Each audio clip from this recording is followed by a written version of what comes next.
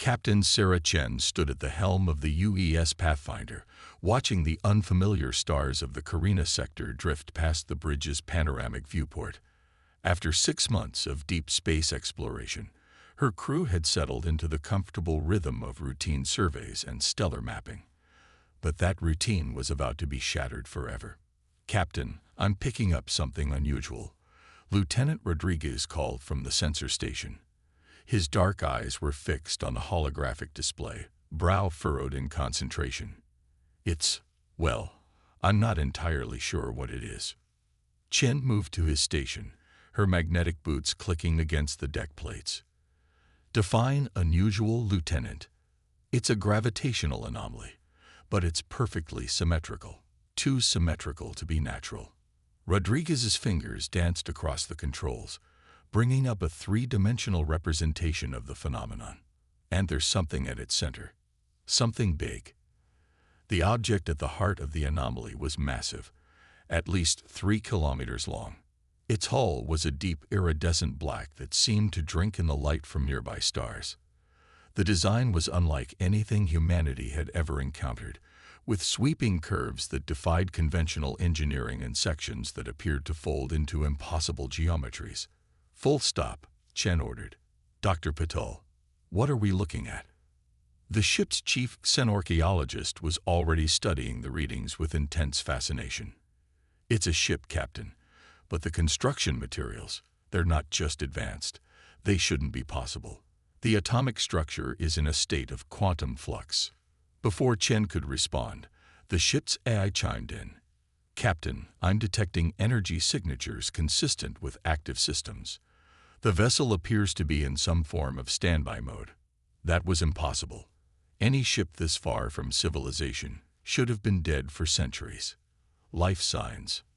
"Negative," the AI responded, "but the internal environment appears to be maintained. Atmosphere, gravity, and temperature are all within human-compatible ranges." Chen weighed her options. First contact protocols were clear. Unknown alien vessels were to be approached with extreme caution. But something about this felt different. The ship hadn't been abandoned or destroyed. It was waiting. "Assemble an exploration team," she decided. "Full containment protocols." "Dr. Patel, you're with me." "Lieutenant Rodriguez, maintain position and keep our shields at maximum.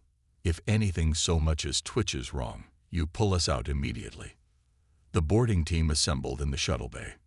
Chen, Patel, and 3 security specialists in powered armor. As they approached the alien vessel in their shuttle, Chen couldn't shake the feeling that they were being watched, evaluated.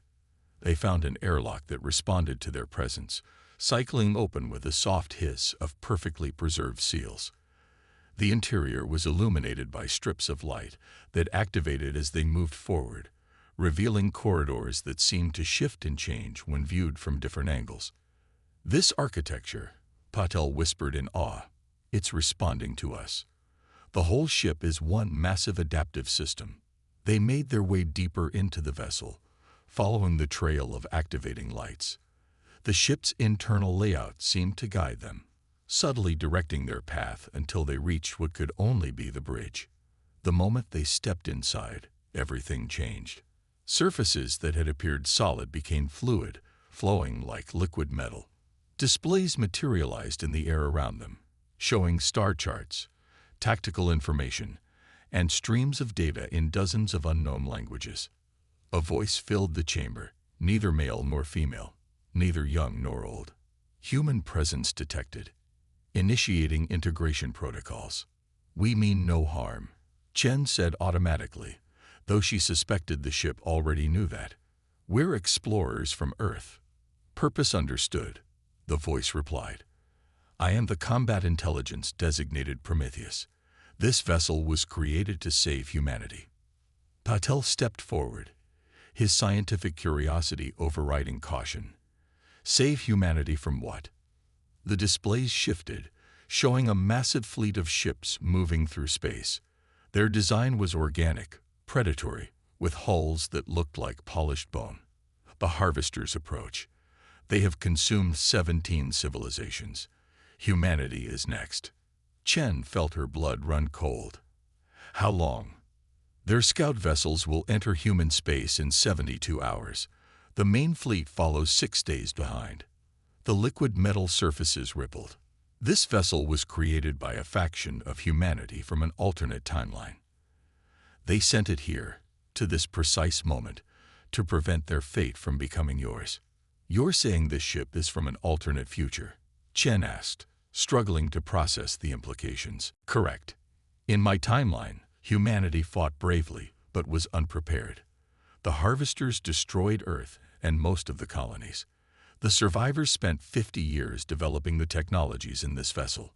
When they discovered time travel was possible, they chose to send their greatest weapon back, not to their own past, which was immutable, but to a parallel timeline. To you. The displays showed the ship's capabilities, weapons that could reshape space itself, defenses that adapted to any attack, engines that could bend reality. It was technology that humanity shouldn't have for thousands of years, compressed into one vessel. Why us? Why this moment? Chen asked. Because in every timeline where humanity survives, this is the turning point.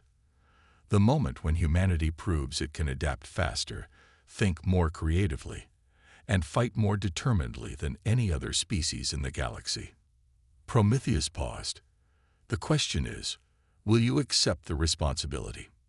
Chen looked at her team, saw the same determination in their eyes that she felt. In 72 hours, an alien fleet would arrive expecting to find a primitive civilization ripe for conquest. Instead, they would find humanity armed with a ship that should not exist, backed by a crew too stubborn to accept defeat.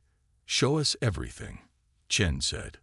We have 3 days to learn how to save our species. The bridge came alive with training programs and combat simulations, as they began their crash course in operating technology beyond their comprehension. Chen couldn't help but smile. The harvesters thought they were hunting prey, but they were about to learn a harsh lesson about humanity. Sometimes the best predators were the ones you never saw coming. Time seemed to compress as Captain Chen and her crew raced to master technology that shouldn't exist. The ship, which Prometheus had designated as the Nemesis, was more than just advanced. It was alive in ways that challenged their understanding of reality itself. Dr. Paddle stood at one of the liquid metal control interfaces, his hands moving through holographic displays as he studied the ship's defensive systems. It's not just that the technology is advanced, he explained, eyes wide with wonder. It's that it breaks rules we thought were fundamental to physics. The quantum state of every atom in the hull can be individually controlled and modified in real time. Meaning what, exactly? Chen asked, watching as another crew member attempted to master the weapon systems. Meaning the ship can adapt to any attack. It doesn't just absorb energy, it learns from it. Every time someone fires at us, the hull analyzes the weapon's signature and develops countermeasures. The more they attack, the stronger we become. Lieutenant Rodriguez's voice crackled over the comm from the Pathfinder. Captain, we've got company. 3 vessels just dropped out of FTL at the edge of the system. Configuration matches Prometheus's data on Harvester Scouts. Chen felt her pulse quicken. They weren't ready. 3 days of training had been compressed into 18 hours. Status of the scout ships. They're running active scans. Standard search pattern. They haven't spotted us yet, but that won't last long. Prometheus's voice filled the bridge. The Harvester Scouts are equipped with biomechanical sensor arrays that can detect the quantum signature of advanced technology. Concealment is not possible. Then we don't hide, Chen decided. We show them exactly what they're dealing with. Dr. Patel, are the defensive systems operational? Yes, but we've only scratched the surface of their capabilities. The learning curves on these systems are. We learn by doing. Chen cut him off. She moved to the central command interface, feeling the liquid metal respond to her presence. Prometheus, transfer command codes to my neural link. Everyone else. Battle stations. The bridge transformed around them, walls becoming transparent to give them a full view of space in every direction. The scout ships were visible now, sleek, predatory vessels with bone-white hulls that pulsed with sickly green energy. "They've spotted us," Rodriguez reported, energy signatures spiking. "They're charging weapons. Hold position," Chen ordered. The interface beneath her hands thrummed with power as the Nemesis systems came fully online. "Let them take the first shot. Let's see what this ship can really do." The Harvester scouts fired in perfect synchronization, 3 beams of emerald energy lancing through space toward the Nemesis.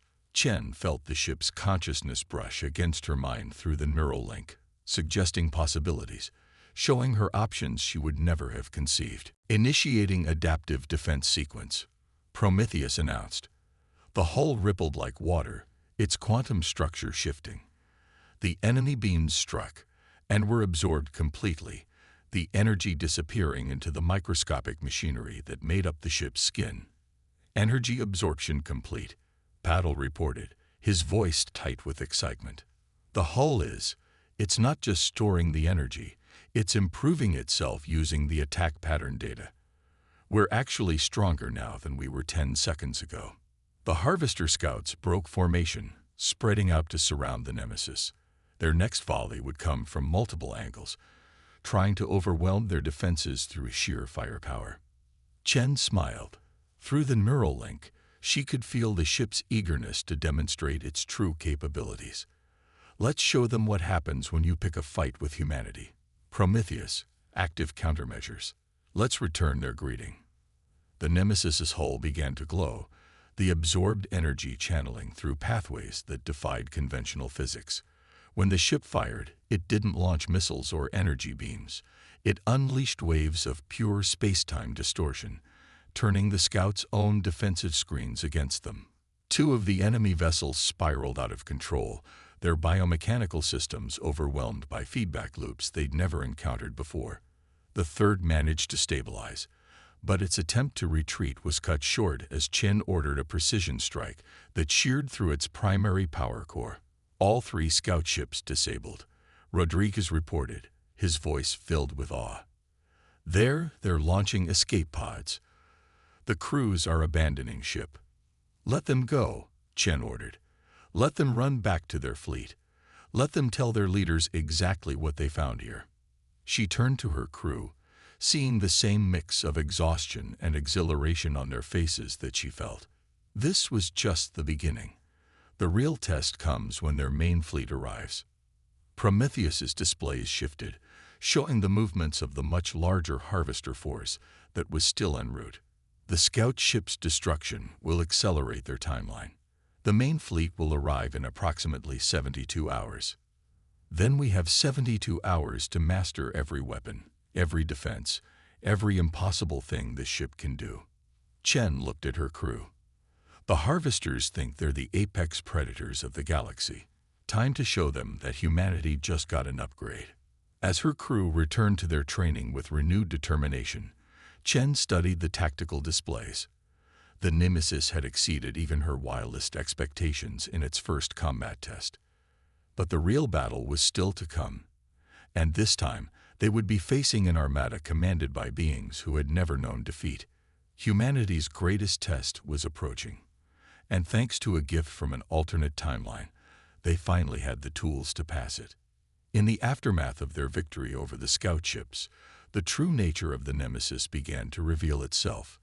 The ship wasn't just adapting to its crew, it was evolving with them, its systems becoming more intuitive, more powerful with each passing hour.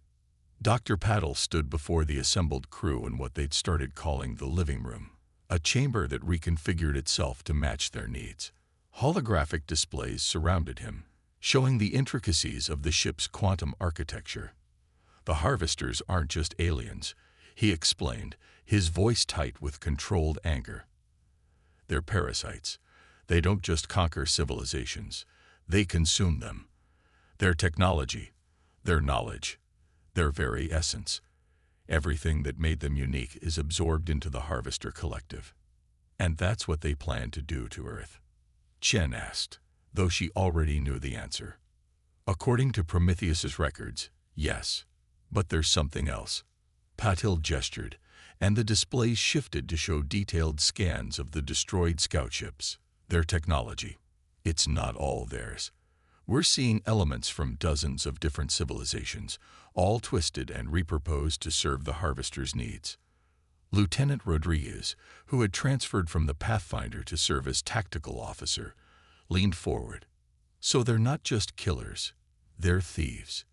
They steal other species' innovations instead of developing their own. Exactly, Prometheus's voice confirmed, which is why they will ultimately fail. The Harvesters can copy technology, but they cannot truly innovate. They cannot adapt in the way humans can. As if to emphasize the point, the ship's hull rippled with new patterns of energy. Over the past day, the crew had learned to read these movements like a language. This pattern spoke of discovery, of potential unlocked. New capabilities online, Prometheus announced. The crew's neural patterns have catalyzed previously dormant systems. The ship is evolving. Chen felt it through her neural link. New options, new possibilities flowing into her mind. The Nemesis wasn't just a weapon anymore. It was becoming an extension of human creativity itself. "Show me," she ordered. The bridge transformed. The liquid metal interfaces that had seemed so alien just days ago now moved like extensions of their own bodies. Displays flickered with combat simulations, each one more complex than the last. The Harvester fleet approaches in 3 formations, Prometheus explained, showing the enemy's battle plan. They believe their numbers make them invincible. They have never faced a ship that could turn their own stolen technology against them. Rodriguez studied the tactical displays with a predator smile. Their ships are powerful, but they're predictable. All that stolen tech, but they use it without understanding its true potential. Because they lack imagination, Chen realized. They can copy, but they can't innovate. They can't see new ways to use old tools. She turned to her crew. But we can. Show me what you've learned. Show me how humans would use these weapons. For the next hour, her crew demonstrated capabilities that would have seemed impossible days ago. Dr. Patel had discovered how to use the quantum hull to create temporary duplicates of the Nemesis, perfect copies that could fight for brief moments before dissolving back into space-time. Rodriguez had learned to layer the defensive screens in ways that didn't just block attacks, but reflected them back with exponentially increased power. Even the ship's basic systems had been transformed by human ingenuity. The sensors didn't just detect enemy ships, they could predict their movements based on tiny quantum fluctuations in their wake. The engines could bend space in ways that made traditional tactical positioning meaningless. 48 hours until the Harvester fleet arrives, Prometheus announced. Their final approach vector suggests they plan to use the system's star to mask their emergence from FTL. Chen nodded. They think they're being clever. They think we're just some primitive species that got lucky with one advanced ship. She moved to the central interface, feeling the ship's power flow through her neural link. Time to show them exactly how wrong they are. The crew spent the next day pushing the Nemesis, and themselves, to their absolute limits. They weren't just learning to use the ship's technology, they were reinventing it. Every system, every weapon, every defense was being reimagined through the lens of human creativity. "We've confirmed the enemy fleet composition," Rodriguez reported during their final briefing. 117 capital ships, including their command vessel. Conservative estimate puts their firepower at roughly 1,000 times what we faced with the scouts. "Numbers won't matter," Chen said with quiet confidence. "Not anymore." She looked at her crew, saw the same determination in their eyes. "The Harvesters think technology is something you steal. We're about to show them it's something you master." As if in response to her words, the Nemesis's hull blazed with new patterns of energy. The quantum machinery that made up its structure wasn't just responding to them anymore. It was anticipating their needs, offering possibilities they hadn't even considered yet. "Final system integration complete," Prometheus announced. "The ship is now operating at parameters beyond its original design specifications. The fusion of human creativity with this technology has created something unprecedented. Chen smiled. The harvesters were coming to harvest Earth, to steal humanity's potential and add it to their collection. Instead, they were about to learn a harsh lesson about human nature. Sometimes the best way to defeat a thief was to show them what true mastery looked like. The star at the heart of the system flared with artificial distortions as the harvester fleet emerged from FTL. 117 ships of bone and stolen technology, their hulls gleaming with sickly bioluminescence, arranged themselves in an attack formation that had conquered 17 civilizations.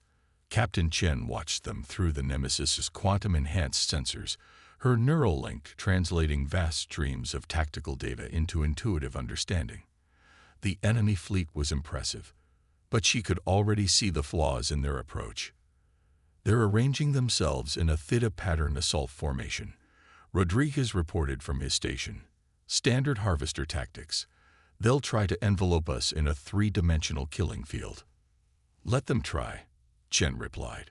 Through her link with the ship, she could feel the crew's anticipation, their readiness. The Nemesis's hull rippled with patterns of energy that spoke of eagerness for the coming battle. Status report. All systems exceeding nominal parameters, Dr. Patil announced. His hands danced through the liquid metal interface as he monitored the ship's quantum architecture.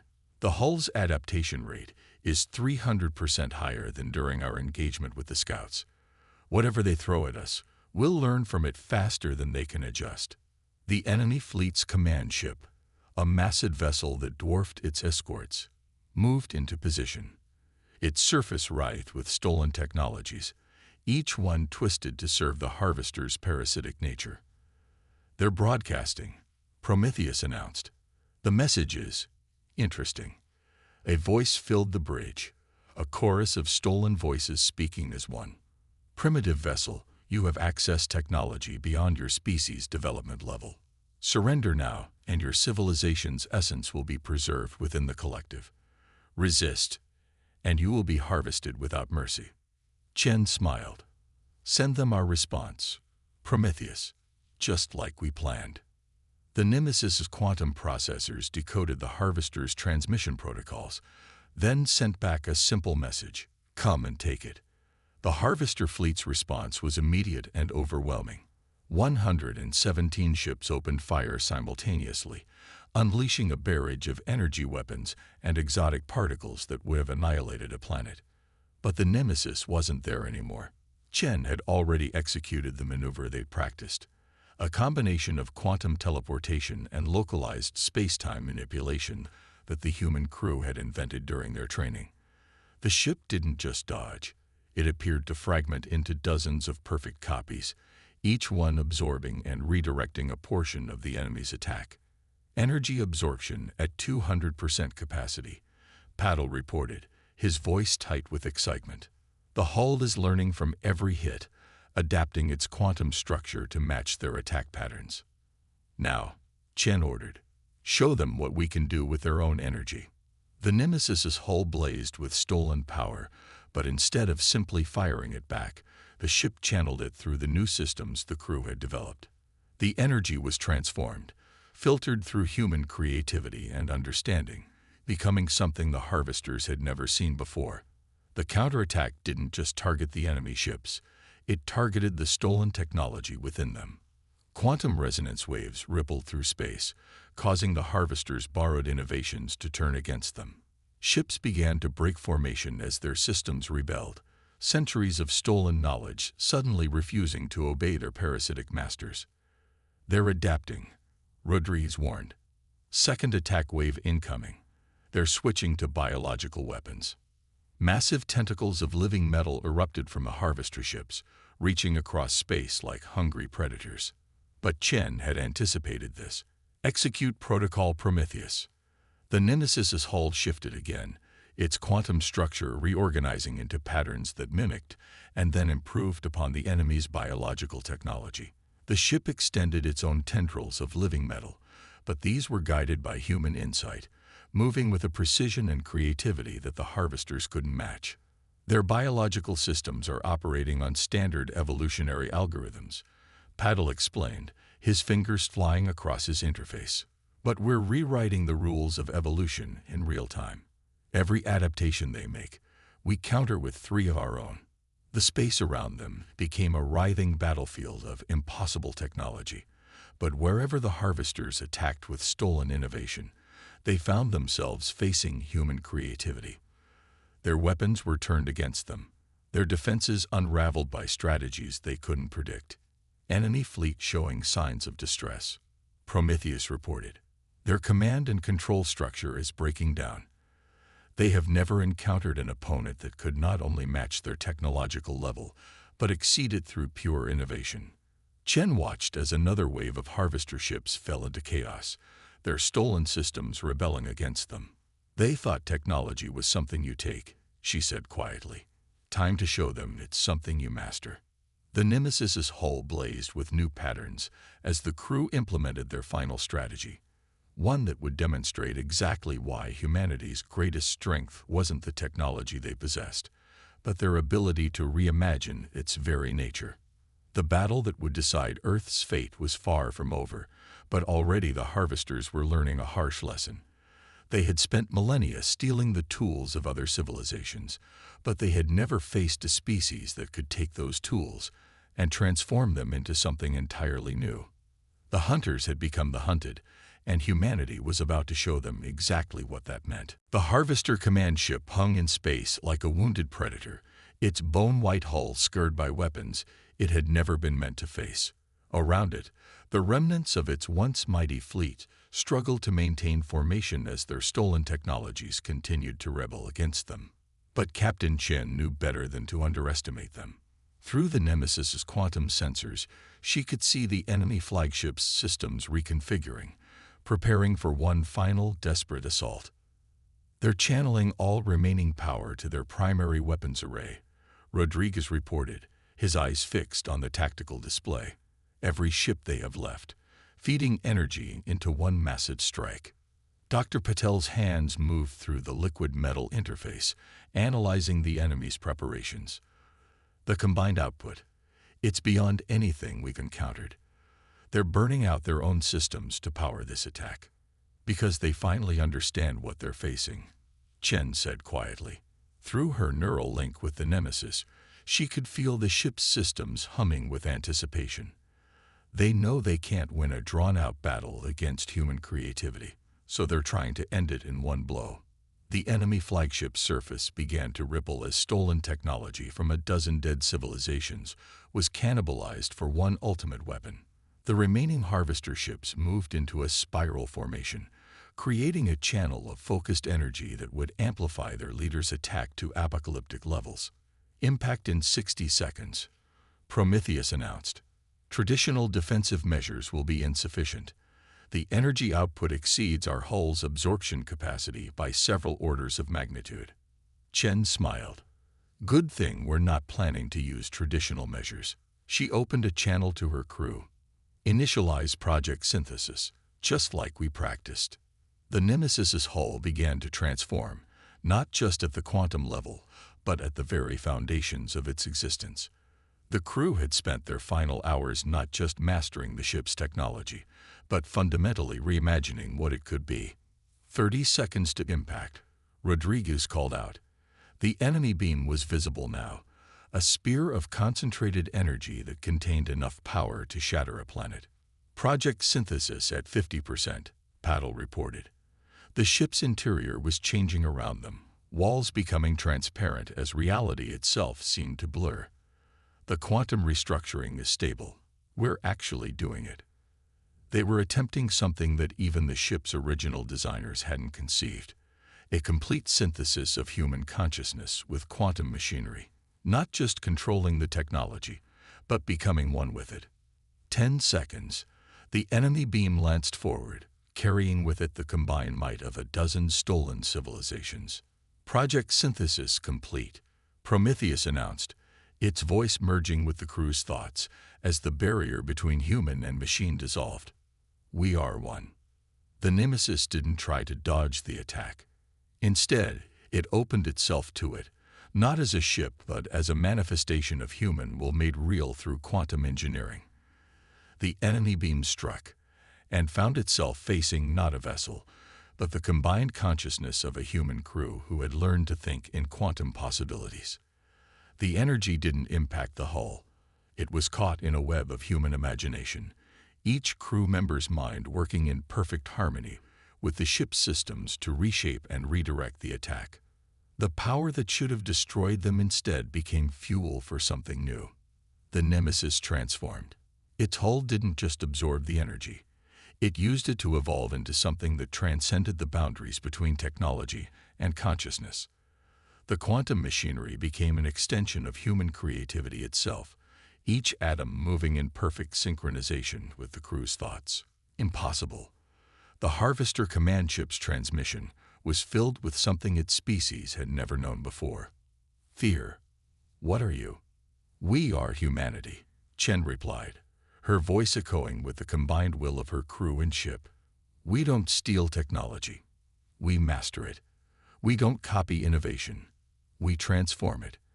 And we're about to show you exactly what that means.